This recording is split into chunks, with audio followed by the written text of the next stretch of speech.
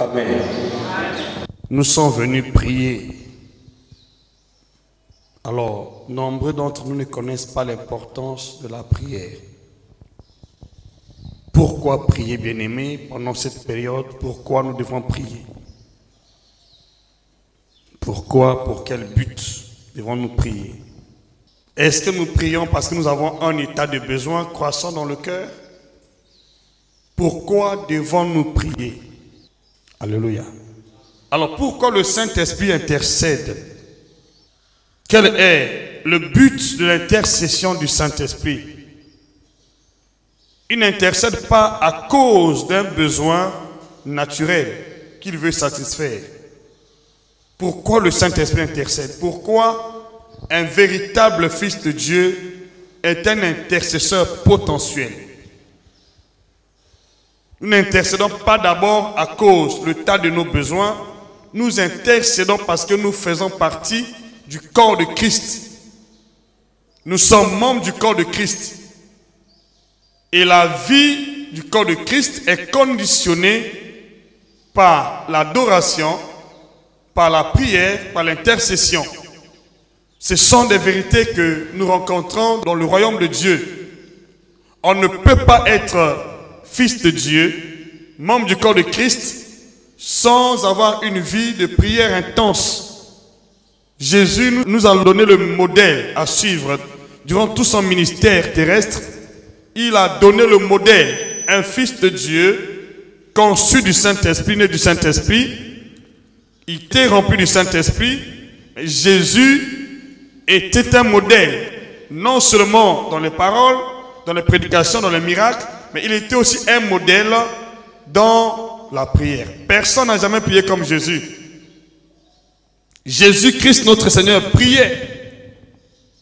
Il disposait tout son temps, il prenait tout son temps dans la prière. Bien aimé, la prière n'est pas un désir. La prière est une vie. La prière fait partie de notre vie chrétienne. Ce n'est pas une intention, il n'y a pas d'intention. La prière fait partie de la prière fait partie de ce que nous sommes, de notre nature divine en Jésus. Parce que même au ciel, Dieu prie. On parle de l'intercession. Il intercède, le Saint-Esprit intercède en faveur des saints. Pour quel but? Parce que c'est sa nature. Tu ne peux pas être enfant de Dieu, fils de Dieu, sans avoir la vie de prière. Là où il y a l'Esprit de Dieu, il y a la vie de prière. Parce que la prière fait partie de la nature de Dieu. Ça fait partie de la divinité de Dieu. Alléluia. C'est pourquoi nous sommes là par la grâce de Dieu. Nous ne prions pas parce que nous avons d'abord des problèmes qui nous tracassent, parce que nous avons des situations à résoudre. Nous connaissons beaucoup de gens qui ont prié parce qu'ils avaient des tas de besoins croissants. Mais ils n'ont jamais expérimenté la puissance de Dieu. Ils n'ont jamais expérimenté la solution. Nous ne prions pas parce que nous voulons prier. La prière n'est pas un désir en soi. La prière est un désir dans le Saint-Esprit en nous. C'est le Saint-Esprit en nous qui produit le vouloir et le faire. Ce n'est pas toi qui prends l'engagement de prier. C'est le Saint-Esprit en toi. C'est une soif qui est produite par le Saint-Esprit, par le Dieu Tout-Puissant. Une soif qui est allumée dans le cœur. C'est un feu allumé par le Saint-Esprit dans notre cœur. Mais c'est pourquoi nous prions. On ne prie pas parce que nous suivons le mouvement des autres. Moi, je prie éventuellement parce que je sais que c'est une flamme de l'Esprit en moi. Dieu allume ce feu en nous. C'est pourquoi même la prière, quand Dieu réveille, quand le peuple prie, selon les instructions reçues de Dieu, il prie dans la crainte de Dieu, il prie en obéissant aux ordres de Dieu, dans un endroit choisi par Dieu. Alors, ils vont faire descendre le feu du ciel. Si la prière n'était pas rattachée au feu, n'était pas rattachée à l'esprit, nos prières n'allaient pas faire descendre la puissance de Dieu sur terre. Si la prière fait descendre la puissance de Dieu sur terre, bien-aimé, c'est parce que Dieu est attaché à la prière. L'existence de l'onction dans notre vie est radicalement liée à l'onction de l'Esprit de Dieu. Est automatiquement liée à la puissance de Dieu. Un peuple qui ne prie pas n'est pas un peuple de Dieu. Imaginez Moïse, il était devant un dilemme. Josué était sur le terrain en train de combattre Amalek. Mais Moïse était sur la montagne. Il n'était pas sur le terrain, il était sur la montagne. Et si les mains de Moïse s'affaiblissaient, sur le terrain, Josué n'avait pas d'avantage. Mais lorsque les mains de Moïse étaient affermies, Josué remportait la victoire dans le champ de bataille. Est-ce qu'on peut dire Amen? Est-ce qu'on peut dire Amen? Si nous ne prions pas, nous allons perdre le contrôle de toutes nos vies. Notre victoire en Jésus se trouve lorsque nos mains sont levées.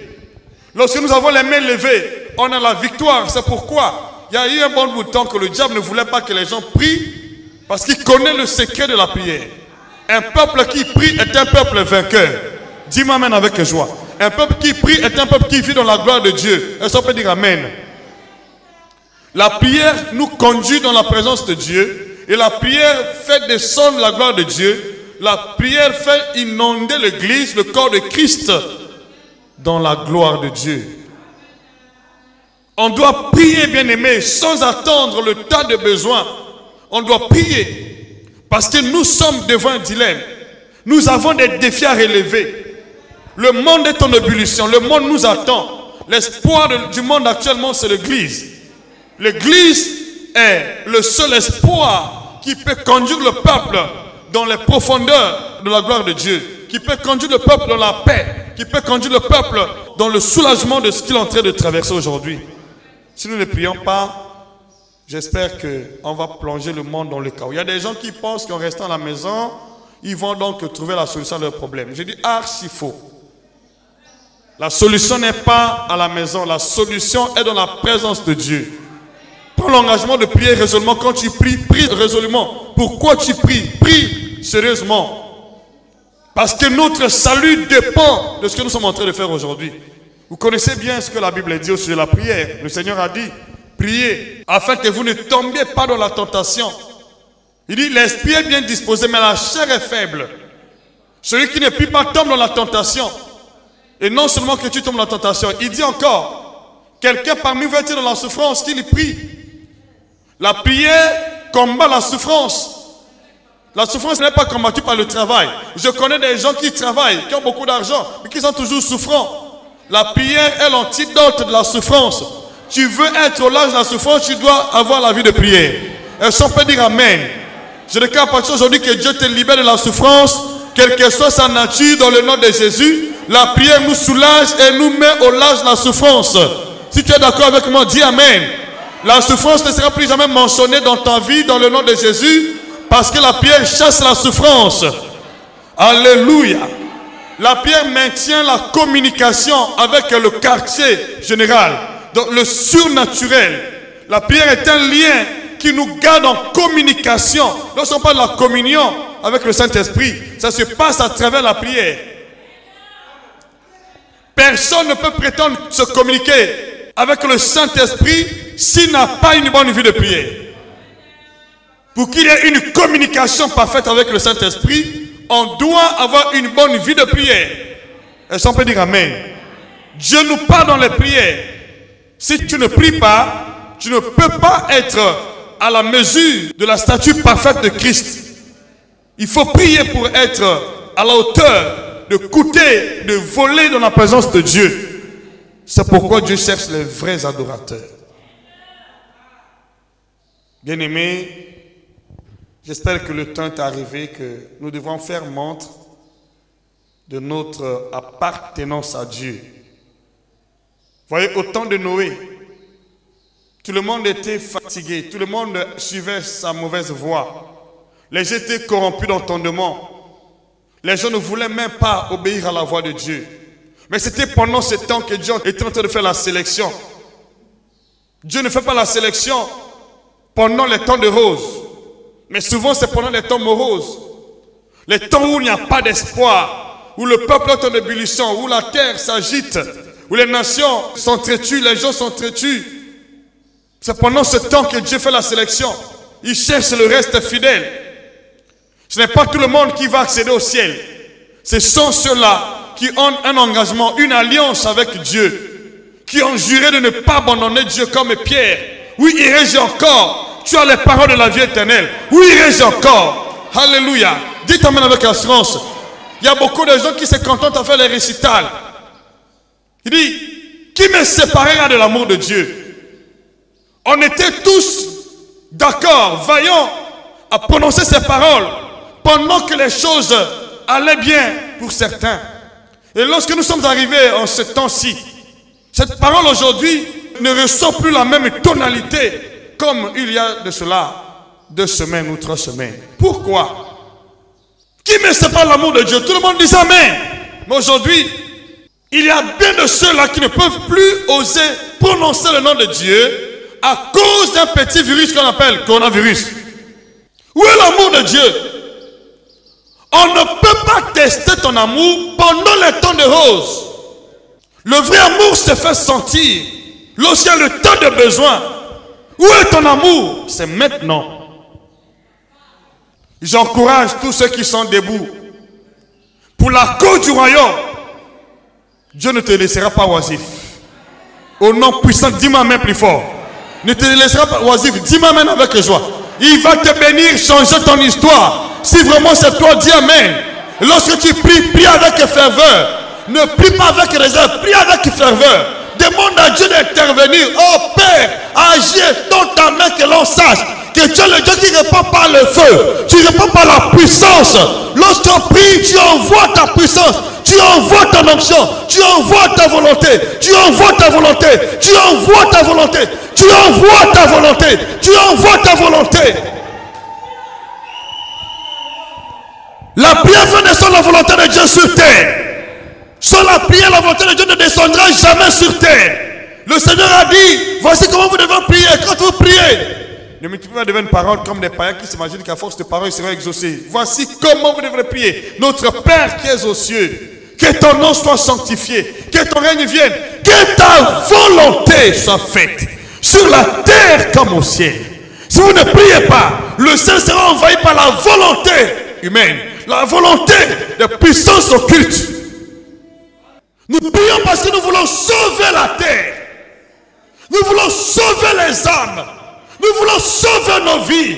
Nous voulons sauver nos familles qui sont en proie aujourd'hui par le coronavirus ou par la maladie. La prière fait descendre la volonté de Dieu sur terre. C'est pourquoi je prie. J'ai la responsabilité de sauver l'humanité. La créature attend avec un ardent désir la révélation des fils de Dieu. Ardent désir la révélation des fils de Dieu. La créature n'attend pas la vanité. La créature attend la révélation. Et qui est fils de Dieu? C'est celui qui est conduit par l'esprit. Celui qui prie par l'esprit. Celui qui marche par l'esprit. Celui qui parle le langage de l'esprit. Si c'est toi, dis amen. Si c'est toi, dis amen. Si c'est toi, dis amen plus fort. Le monde nous attend. Maintenant, les fils de Dieu. Romains chapitre 8. Verset 19. Alléluia. Dites amen. Que la paix du Seigneur soit avec vous. Que le Seigneur te garde jalousement dans le nom de Jésus-Christ. Romains chapitre 8 verset 19. Je vais lire ce verset au nom de Jésus. Je vais lire le verset 26 aussi. La Bible dit dans ce passage, aussi la créature attend d'elle avec un ardent désir la révélation des fils de Dieu. La révélation des fils de Dieu. On n'a pas dit du fils de Dieu, des fils de Dieu. Jésus nous a apporté la révélation afin de pouvoir trouver les solutions qu'il faut dans ce monde. Ce monde plongé dans le chaos a besoin de la révélation des fils de Dieu. Pas du fils de Dieu, des fils de Dieu. Or, être fils de Dieu, c'est être conduit par l'Esprit. Tu étais d'abord né de nouveau de l'Esprit de Dieu et tu dois être baptisé du Saint-Esprit, conduit par l'Esprit. Les fils de Dieu sont conduits par l'Esprit, c'est-à-dire ils n'ont plus de volonté. Ils font la volonté du Père. Ils marchent selon l'Esprit. Ils prient en esprit. Ils parlent le langage spirituel. Ils adorent en esprit. Dites-moi maintenant avec assurance. C'est ça ce que le monde attend. Le monde n'attend pas un tas dans ce monde de cesser. Le monde n'attend pas un tas de des hommes charnels, assis dans la chair. Le monde attend la révélation des fils de Dieu. Tant qu'on ne revêt pas en nous l'identité de fils de Dieu, le monde ne nous attendra pas. Et si aujourd'hui, le monde n'espère plus que l'Église peut apporter la solution, c'est parce que les fils de Dieu ne s'associent pas, ne s'organisent plus, ne s'accordent plus et ne sont plus conduits par l'Esprit. Il n'y a pas assez de fils de Dieu maintenant. Si les fils de Dieu sont dans un endroit, l'espoir va se renaître. Il n'y a pas là où il y a des fils de Dieu, sans qu'il y ait l'espoir de la création. Lorsqu'il y a des fils de Dieu dans un endroit, la création est soulagée. Dieu marque la différence entre la créature et les fils de Dieu. Ne sont pas les simples créatures, parce que nous sommes régénérés en Jésus-Christ et nous avons l'Esprit du Père en nous, le Saint-Esprit. On doit créer la différence avec le monde. Lorsque tu t'approches de quelqu'un en tant que chrétien, même s'il était désespéré, quand il te voit, il doit avoir le sourire au-dedans de lui parce qu'il sait que ma solution, ma lumière arrive. Dis-moi amen avec assurance. Oh, dites-moi amen plus fort. Ma lumière arrive, dis amen. Attends avec un endroit de la révélation, la lumière. Le monde attend notre lumière.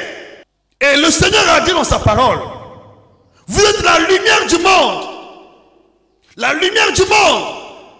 Le monde attend la lumière, les fils de Dieu. Mais les fils de Dieu, où sont-ils? Où sont-ils? C'est pourquoi on peut parfois douter, est-ce qu'il y a vraiment des fils de Dieu sur terre? On n'est pas fils de Dieu de nom. Nous sommes fils de Dieu parce qu'il y a quelque chose que nous sommes appelés à porter dans ce monde. Nous devons apporter des changements. Les changements, là où il n'y a pas de changement. La vie où il n'y a pas de vie.